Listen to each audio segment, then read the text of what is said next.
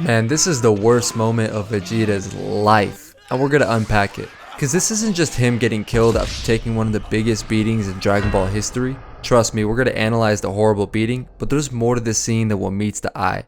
And to get a good grasp on how bad this was, we have to talk about Vegeta's story and mentality during the Namek saga, from start to brutal finish. Alright, let's go. So Vegeta lands on planet Frieza, but he's in critical condition, just coming back from his battle on Earth with Goku, Gohan, and Krillin. They get him in the healing chamber, but when he wakes up, he hears from Kui that Frieza is on planet Namek hunting for the Dragon Balls. Dude started sprinting to Namek. He was desperate because if Frieza got his wish, it would mean the little hopes he ever had of being free from him would be gone forever. This is honestly do or die for Vegeta. He's always been wanting to take a stand against Frieza, but he knows he doesn't stand a chance. But with Frieza this close to getting the Dragon Balls, screw that, he's going in. Kui follows him to Namek. He's been wanting to kill Vegeta for a long time now, and seeing as how he's gone rogue, he finally gets his chance to. But when they get to Namek, Vegeta shows Kui the new power he attained after his battle on Earth. He has Kui taking a dookie in his pants, and then he slaughters Kui. That guy was a joke, but something telling about that whole interaction is just how much most of the Frieza Force, especially the higher ranking members, hated Vegeta. They hated him, number one, because he's a Saiyan, and these guys are just straight up racist, this is a fact. And number two, because they all suck Frieza off, and Vegeta is not about that. Don't get me wrong, Vegeta followed his orders, but he's not a bootlicker or a lapdog like pretty much everybody else. Vegeta's next moment on Namek is when he ambushed Dodoria after Dodoria was separated from Frieza by Gohan and Krillin. Dodoria is terrified to fight him because of his new power level, but he lies to Vegeta and to himself by pretending like his scouter reading was a malfunction. Dodoria gets easily outmaneuvered by Vegeta and starts pleading for his life, saying he knows something about Planet Vegeta that Vegeta himself doesn't. Curious to find out, Vegeta lets him go and Dodoria reveals that Frieza was the one who destroyed the planet, not a natural disaster. That Frieza did it because he was worried about the rising battle power of the Saiyans and that their collective powers could be a big problem in the future, and that he spared Vegeta because he could get some use out of him. Vegeta laughs and says he doesn't care about the fate of his people or his planet, which by the way we find out later is a complete lie. He cared, a lot. But then he murks Dodoria, who in his last moments flies away like a coward begging for Frieza's help. Okay, now let me tell you my armchair psychology theory of what Vegeta's mentality was at this moment. So during his fight on Earth, he was humiliated that a low-class Saiyan and some Earthlings could drive him to the brink like they did. But later, not only did that make him stronger physically from the Zenkai boost, but I think it made him have a better mentality for his own potential. If a mere low-class Saiyan can grow to such a level in a short amount of time, then surely the Prince of all Saiyans isn't anywhere close to his full potential. Just like his idea that if these Earthlings don't need a scouter to sense power levels, then neither do I. And then to top it off, he finds out the reason why Frieza blew up his home planet was because of the fear of Saiyan potential. For somebody who exalts himself as the greatest of Saiyans, this is like music to his ears. Now he really believes beating Frieza is a possibility one day, especially if he gets his wish of immortality. Okay, so next he fights Zarbon, getting the better of him before he transforms and absolutely wrecks Vegeta. But after bringing Vegeta back to the healing chamber by Frieza's orders, Vegeta powers up again and wrecks Zarbon, further cementing the belief in his own potential. Then, after forming an unlikely alliance with Gohan and Krillin to fight the Ginyu Force, he along with his new allies get clobbered by Recoome. But Goku shows up to save the day, absolutely destroying Recoome like he was nothing, and then making Berter and Geese look like absolute jokes.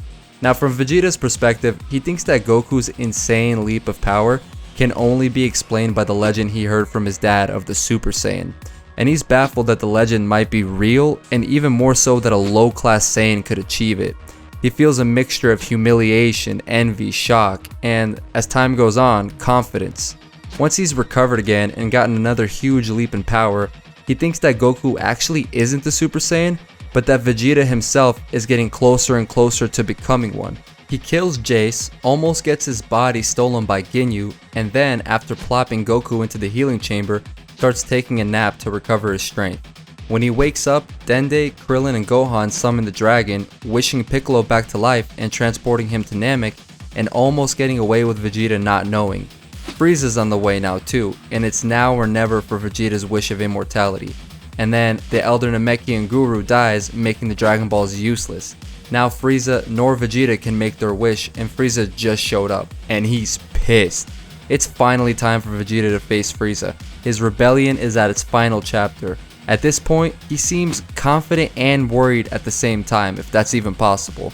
Confident in himself, but not quite sure of Frieza's full battle power.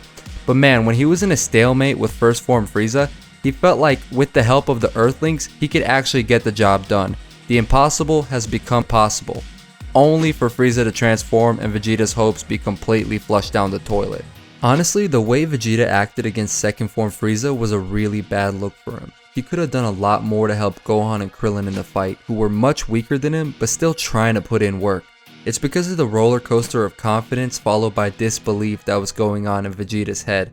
It made him kind of shook. Shoot, the roller coaster happened in Gohan and Krillin too, when Piccolo showed up, was on par with Second Form Frieza, then outclassed by his third form, only for Gohan to push third form Frieza to the brink with an anger-fueled Masenko.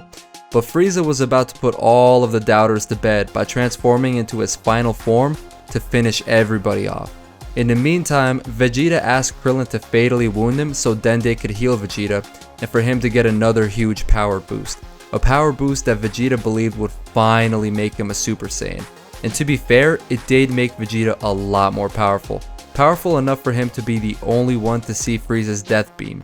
He pushed Gohan out of the way of getting sniped by Frieza and started posturing to everybody. He really thought he was him at this point. He proclaims to Frieza that he's a Super Saiyan.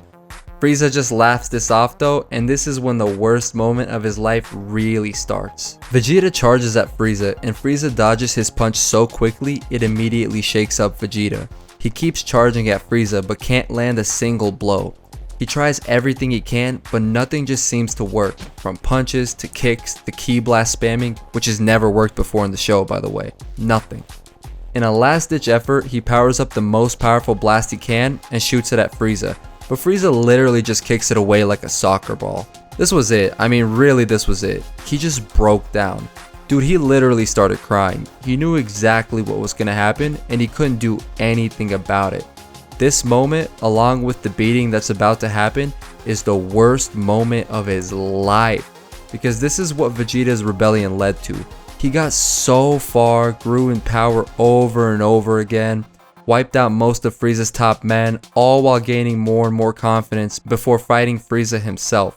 Went through the roller coaster of ups and downs during the battle, and finally thought he had become the man he was always supposed to be, the Super Saiyan.